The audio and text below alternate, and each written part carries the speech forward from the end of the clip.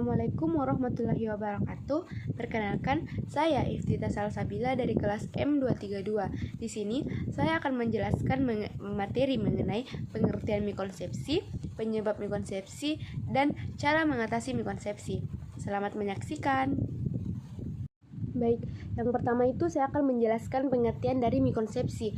Mikonsepsi adalah istilah yang merujuk pada kesalahan pemahaman atau konsep yang tidak sesuai dengan pengertian ilmiah yang diterimanya atau tidak sesuai dengan informasi yang diterimanya, di mana mikonsepsi ini sering terjadi pada bidang-bidang tertentu. Salah satunya sering terjadi pada bidang pendidikan, di mana siswa seringkali mengalami kesulitan dalam menghubungkan konsep yang baru dengan konsep yang sudah ada, di mana seringkali juga siswa keliru dalam memahami konsep kurikulum yang disediakan.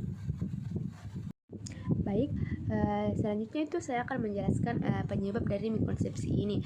Ada beberapa faktor penyebab mikonsepsi ini, dan saya akan menjelaskan beberapa faktor penyebabnya. Yang pertama itu ada kesalahan pengelolaan konsep, di mana kesalahan pengelolaan konsep ini terjadi antara pendidik dengan peserta didik, di mana guru yang menjelaskan suatu konsep ini tidak jelas atau tidak sesuai dengan pemahaman siswa, sehingga memicu terjadinya kekeliruan atau ketidakpahaman siswa mengenai konsep yang dijelaskan.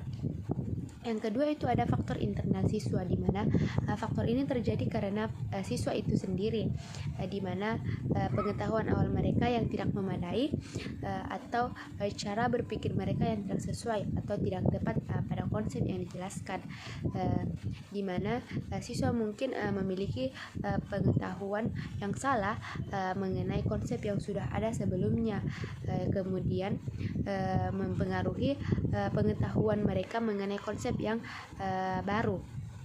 Yang ketiga itu ada faktor internal, di mana faktor penyebabnya itu ada faktor lingkungan belajar, metode pengajaran, dan interaksi sosial, di mana guru yang menjelaskan suatu konsep biasanya tidak sesuai dengan gaya belajar siswa, di mana hal ini dapat memicu terjadinya kebingungan dan kesalahpahaman siswa mengenai konsep yang diajarkan guru kepada mereka. Nah, setelah tadi saya menjelaskan penyebab dari mikonsepsi, selanjutnya saya akan menjelaskan cara mengatasi mikonsepsi yang terjadi. Di sini saya akan menjelaskan beberapa cara mengatasi mikonsepsi yang terjadi. Yang pertama itu dengan pengalaman baru, di mana siswa dihadapkan dengan pengalaman-pengalaman yang baru yang berbeda dari pengalaman sebelumnya. Ini membantu siswa melihat konsep dari sudut pandang yang berbeda dan memperbaiki kesalahpahaman yang ada. Yang kedua itu metode inquiry. Dengan menggunakan metode ini, pembelajaran dapat membantu siswa mengatasi mikonsepsi ini, di mana metode ini mendorong siswa untuk bertanya, mengeksplorasi, menjawab atau mencari jawabannya sendiri, sehingga dapat meningkatkan pemahaman mereka mengenai konsep yang ada. Dan yang ketiga itu identifikasi prakonsepsi. Guru penting mengidentifikasi prakonsepsi sebelum memulai pembelajaran, di mana guru dapat mengetahui sejauh mana siswa memahami konsep yang ada, sehingga guru dapat merancang pembelajaran guna mengatasi mikonsepsi yang akan terjadi.